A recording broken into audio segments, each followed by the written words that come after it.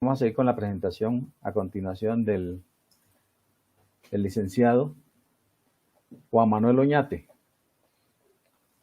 El licenciado Juan Manuel Oñate nos va a presentar una conferencia sobre el hallazgo sobre comportamientos observados en los jóvenes a raíz de la pandemia y su efecto en la permanencia estudiantil. Juan Manuel nos acompaña desde México.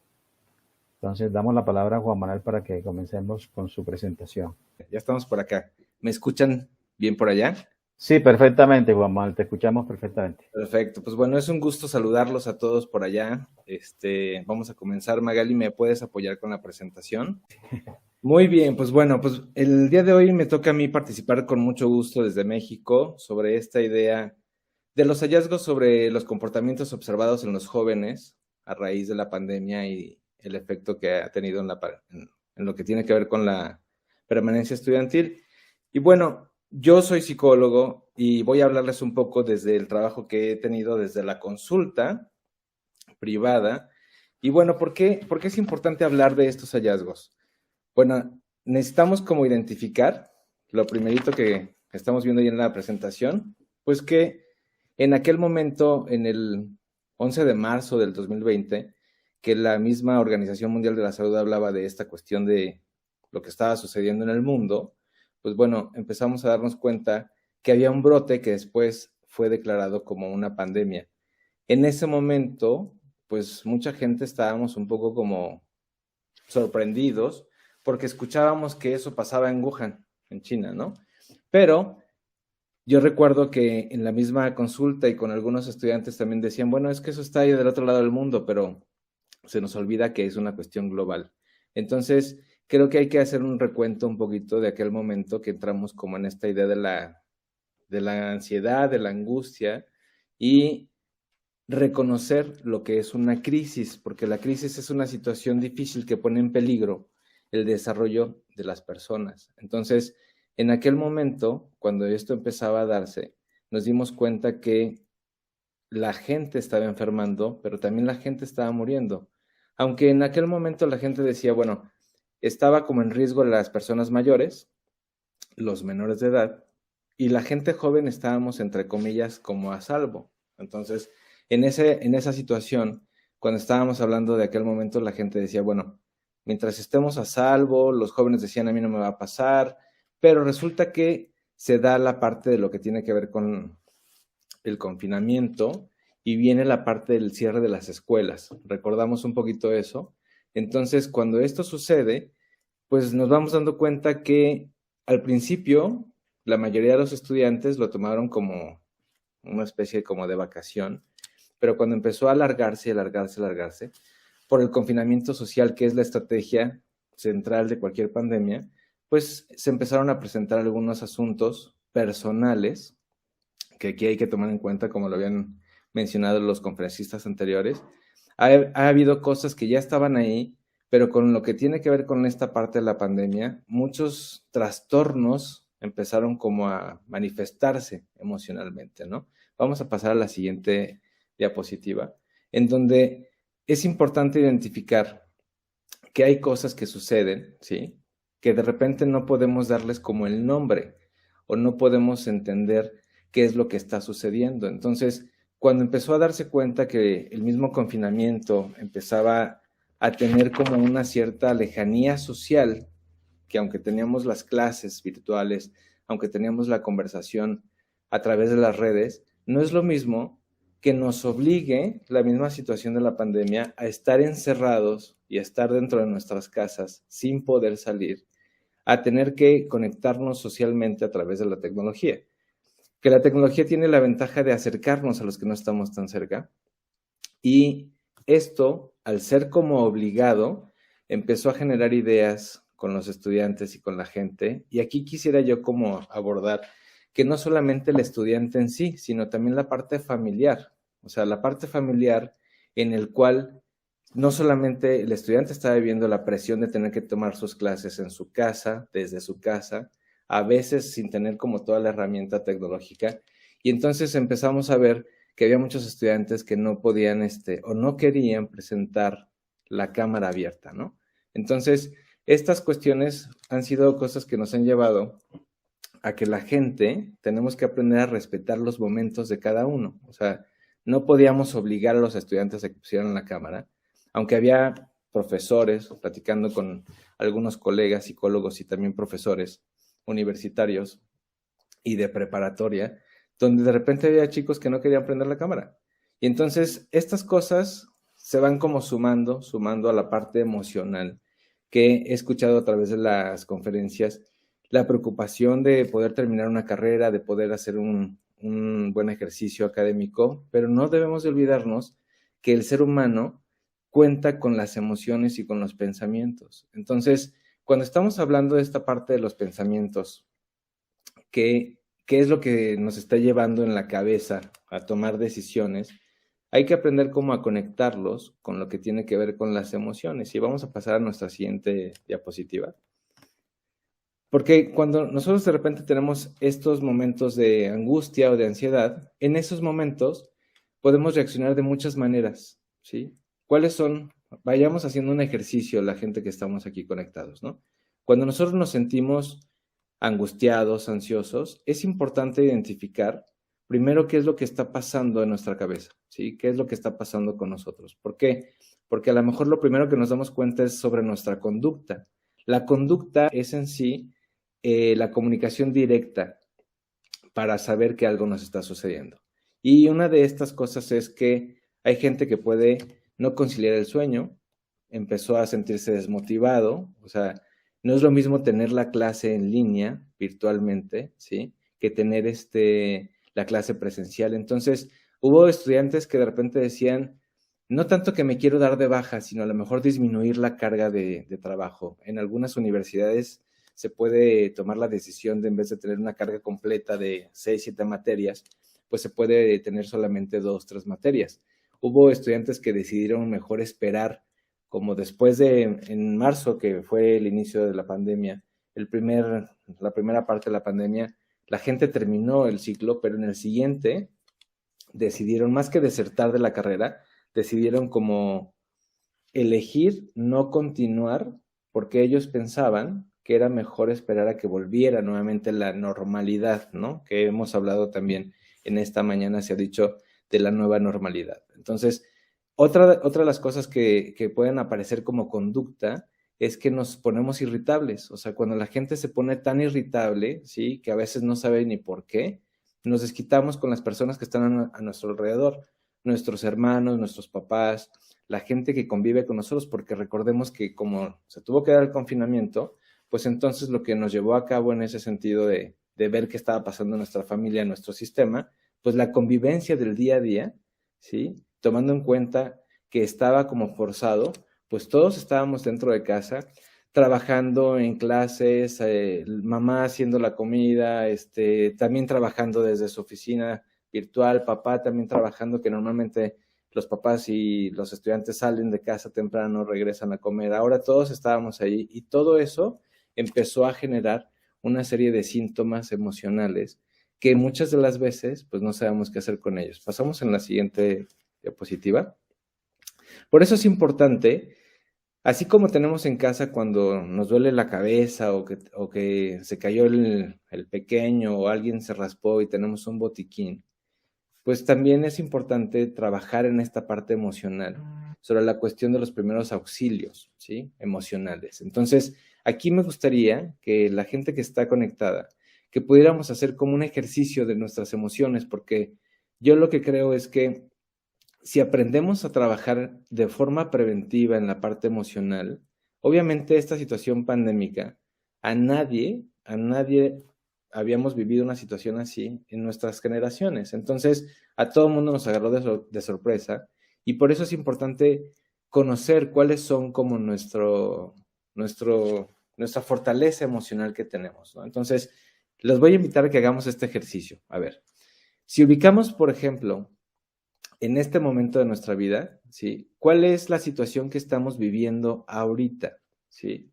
Ahorita estamos, por ejemplo, nosotros aquí muy contentos participando en el Congreso y entonces esta situación no nos genera ansiedad, pero sí nos genera pensamientos, o sea, ¿de qué está hablando este señor? ¿A qué se refiere? O sea, todas estas ideas que están y que vienen a la cabeza son pensamientos Y hay pensamientos que cuando los pensamientos se convierten en pensamientos negativos, son pensamientos que van a generar después una ansiedad, ¿sí? Que tenemos que reconocer en el cuerpo, ¿sí? Por eso decimos reconocer mis reacciones emocionales, es qué siento en ese momento y en qué parte de mi cuerpo, porque les decía hace rato, la parte conductual es lo primero que se denota en la gente. Y para saber qué es lo que se está denotando, es importante identificar qué sentimos. ¿Cuáles son las sensaciones o las emociones, mejor dicho? Alegría, tristeza, frustración, irritabilidad, enojo. Porque si aprendemos a identificar las emociones, va a ser más fácil, ¿sí? Saber por qué nos estamos comportando de tal o de cual manera. Por ejemplo, hay gente que se pone ansiosa, ¿sí? Y entonces al momento de estar en la escuela se distrae con otra cosa, que si ya a lo mejor el mismo celular que escuchó, entonces la ansiedad lo lleva a hacer una cosa que le vuelve como más atractivo que estar a lo mejor frente a la clase. Hay gente que a lo mejor empieza a mover las manos todo el tiempo, hay gente que empieza a hacer conductas muy repetitivas. Entonces, por eso es importante identificar cuál es el comportamiento y cómo nos sentimos fisiológicamente hablando. ¿Para qué? Para aprender a validar lo que es lo que estamos sintiendo. Aquí hay que hacer hincapié en la diferencia entre lo que es sentir y lo que es pensar. Pensar tiene que ver con nuestra cabeza, con lo que genera nuestro cerebro, y sentir tiene que ver con lo que expresa nuestro cuerpo. Es decir, ¿qué siento? ¿Dónde siento? Cuando estoy nervioso, ¿dónde lo siento? Cuando estoy enojado, ¿dónde lo siento? Cuando estoy preocupado, ¿dónde lo siento? ¿Sí? Para poder buscar así la manera de afrontar, y yo ponía aquí en el punto número 7, cuáles serían nuestros flotadores emocionales. Vamos a pasar a nuestra siguiente diapositiva. ¿Por qué flotadores emocionales? Porque los flotadores emocionales son las situaciones o conductas que nos permitan a nosotros encontrar como la paz interior, por decirlo de alguna manera, y entonces es necesario que nosotros vayamos ubicando cuáles son esos elementos. Por ejemplo, hay gente que puede hacer ejercicios de respiración, hay gente que puede salir a caminar, hay gente que si estamos en el confinamiento puede buscar un espacio en su misma casa para poder hacer una reflexión, darte 5 minutos, sobre todo porque en todo este proceso de la pandemia, los hallazgos más importantes que yo he observado junto con otros colegas es que los trastornos por ansiedad subieron de una forma impresionante. O sea, podríamos decir que el trabajo de la psicología y de la salud mental incrementó, yo creo que en un 100, 200% la atención de la gente, estudiantes, no estudiantes, familias, y sobre todo porque ¿qué nos generaba ansiedad? Pues la incertidumbre. Yo creo que la incertidumbre son de las cosas que más nos puede generar ansiedad porque no sabemos qué viene después. Y es por eso que es importante que podamos decir, a ver, cuando estamos tan ansiosos, ¿sí? Creo yo que es necesario aprender a identificar la situación que estamos viviendo. En esta situación, la situación que estábamos viviendo, tenía que ver con una pandemia que a todos nos agarró en el mismo lugar, en el sentido de nadie sabíamos qué es lo que seguía, ¿no? Entonces, entre la preocupación de la gente que se enfermaba, hubo gente que ha muerto, o sea, entonces aparte de eso, de ansiedad, vienen momentos depresivos también, hubo gente que empezó a desarrollar ataques de pánico, en donde evidentemente con toda esta cuestión, pues el apoyo psicológico, emocional, más el apoyo médico, porque mucha gente terminó yendo al psiquiatra para poder controlar estos niveles de ansiedad, pues empezaron a tener cada vez más impacto, sobre todo porque todo estaba en el confinamiento.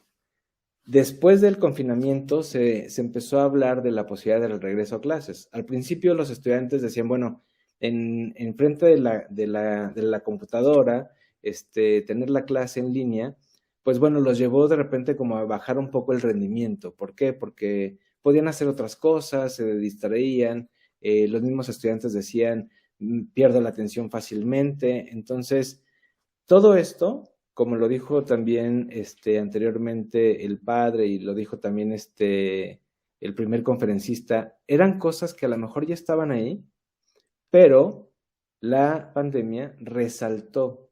Voy a decirles algo. O sea, la gente que tenía pocas habilidades sociales, con la pandemia, pues no la pasó tan mal. porque a lo mejor le costaba trabajo desenvolverse en un grupo social. La gente que sí tenía buenas habilidades sociales fue la gente que empezó a ponerse peor, ¿sí?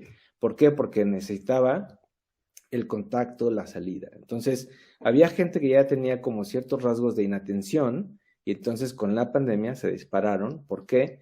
Porque estas cuestiones de estar sentado muchas horas frente al computador para poder escuchar al profesor que posiblemente estaba igual de preocupado por lo que sucedía, porque también tiene una familia, porque también estaba trabajando desde casa.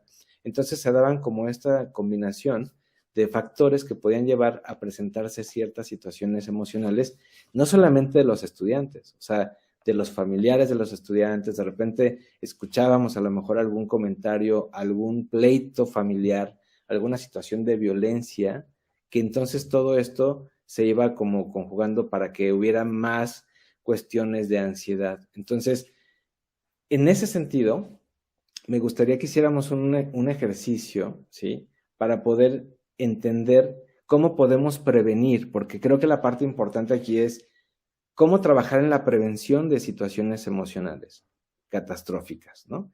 Primero que nada es, aunque en todas las escuelas pudiéramos tener un departamento psicopedagógico, no es lo mismo que esté el departamento psicopedagógico, sino que también ese departamento psicopedagógico y las mismas escuelas inviertan en tener un equipo de gente trabajando la salud mental, no solamente como un taller de vez en cuando, sino como una actividad permanente para poder desarrollar habilidades emocionales para el afrontamiento del estrés.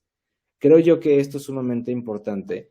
¿Por qué? Porque en todos los aspectos la prevención nos va a ayudar, ¿sí?, a afrontar lo que tiene que ver con momentos de crisis. Las crisis, como en esta situación que nos pasó, que es una crisis circunstancial, al ser circunstancial, son situaciones que no dependen solamente de nosotros.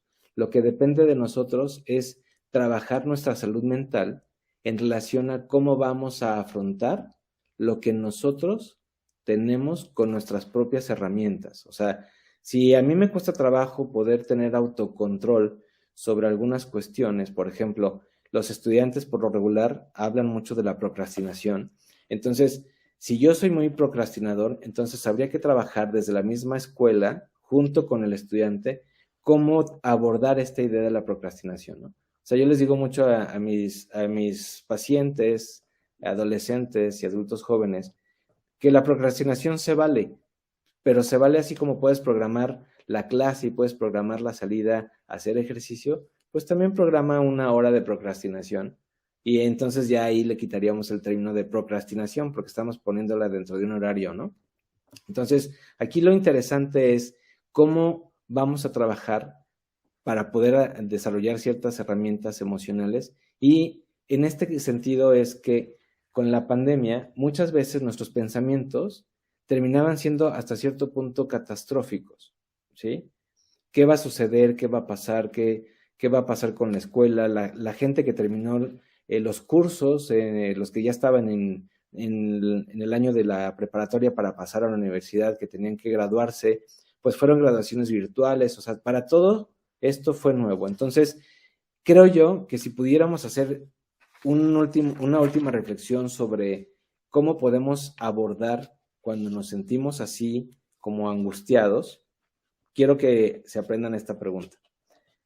Lo primero que hay que plantearse es, ¿qué es lo peor que puede pasar? Lo vamos a procesar con nuestro pensamiento y entonces cuando decimos lo peor que puede pasar, lo anotamos, ¿sí? Y entonces cuando anotamos lo peor que puede pasar según nosotros, tenemos que empezar a buscar nuestros flotadores emocionales. ¿Por qué? Porque en esta parte de poner lo peor, tenemos que decir, a ver, ¿y si pasara lo peor? ¿Cuáles son las estrategias que yo tengo que utilizar para afrontar esa situación que es catastrófica? Entonces pasamos a un siguiente nivel de reflexionar y de buscar nuestra estrategia. Después de encontrar esa segunda parte que es, ¿qué voy a hacer si realmente eso sucede? Viene una siguiente reflexión.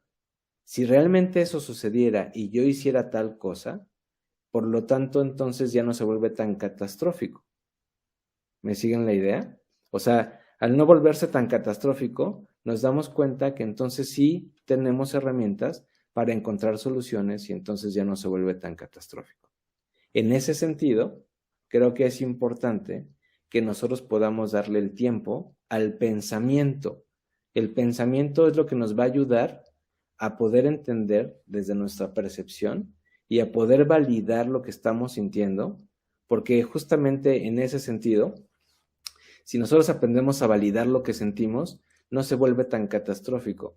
¿Por qué? Porque para todos era un momento de angustia y de ansiedad permanente, porque era desde si salimos a la calle, cómo salimos, si el cubrebocas, si usamos todas estas herramientas para protegernos, si salimos y regresamos a casa y nos desinfectamos, todo eso generaba ansiedad y en aquel momento, como era una cosa que no se sabía mucho, era como lo normal, ¿sí? Y lo normal tendría que ver con esta parte de lo que la mayoría hacíamos, ¿sí? Después ahí validamos que eso era parte de lo que estábamos sintiendo y lo pensábamos. Entonces, conforme ha ido avanzando el tiempo, nos hemos dado cuenta que hay ejercicios muy sencillos como mantenernos limpios de las manos, no tocarnos la cara, y todo eso nos ayuda a que nuestra ansiedad baje. Por eso es que ahora mucha gente ya sale más, está conviviendo más, ahora que han regresado a las escuelas, que también los estudiantes estaban ansiosos de regresar a las escuelas, algunos, no todos, pero cuando hablábamos del regreso a clases, muchos de los chicos decían, sí, sí quiero volver, evidentemente con una cierta tensión natural por el contagio que podía darse.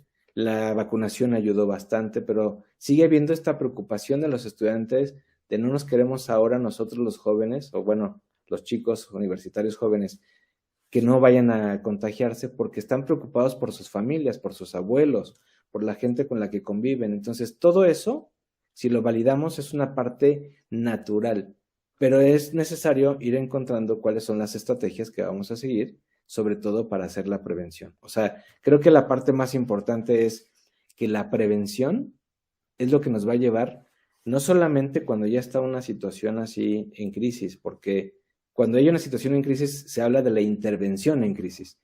Creo yo que es necesario que como profesionistas, profesionales, y hablando de la salud mental, que en las escuelas deberíamos de trabajar más esta parte preventiva de desarrollar habilidades emocionales para afrontar situaciones difíciles. Entonces, pues bueno, esto es lo que habíamos preparado para el trabajo con ustedes.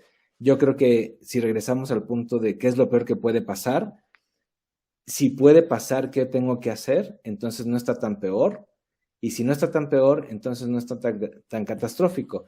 Y creo yo que si de repente tenemos una situación difícil, pues sí necesitamos acudir a un apoyo emocional para podernos ayudar a estar mucho mejor. Sería lo que teníamos preparado para ustedes. Por tu intervención. Tenemos una pregunta. Dígame.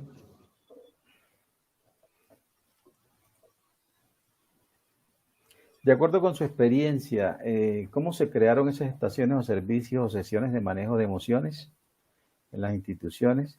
¿Nos podrías ampliar un poco esa parte? Pues mira, desde mi experiencia personal, más que en las instituciones, lo que yo trabajé durante este momento de la situación de la pandemia, pues empezamos con la parte virtual, pero después buscamos un espacio presencial, porque lo presencial ayudaba a tener como el contacto, aunque sea visual, con un espacio, digamos, como una distancia óptima. Y lo que sé por colegas que están en las instituciones, empezaron a hacer como estas conexiones virtuales a través de talleres de expresión para hacer como catarsis de lo que estaban sintiendo y lo que estaban viviendo los estudiantes. Entonces, ahí mismo, cuando nosotros escuchamos con otras personas que estamos como en las mismas dimensiones, ¿no? En el sentido de todos estábamos angustiados, con el apoyo del profesional podían encontrar como al menos una contención y darse cuenta que no eran los únicos que estaban viviendo esta situación. Eso en cualquier cuestión emocional ayuda, ¿sí? Como a compartir un poco la ansiedad y no quedarte como centrado. Entonces, tanto en lo institucional, por ejemplo, acá en México, en las mismas instituciones de gobierno, empezaron a crear una red de apoyo con psicólogos voluntarios para poder dar intervención en situaciones de crisis. Igual en situaciones que se dedicaban a la prevención, por ejemplo, algo que se empezó a dar mucho en este momento es del consumo de alcohol y el consumo de otras sustancias. Entonces, como de orientación de cómo evitar caer en situaciones tanto de adicción, de dependencia, y entonces se crearon como estas redes en donde la gente hablaba a un número de telefonía y entonces los canalizaban para alguna sesión de intervención en crisis. Muy bien, Juan Manuel, muchas gracias. Vamos a continuar con la agenda. Claro. Un gusto. Entonces, sí, señor.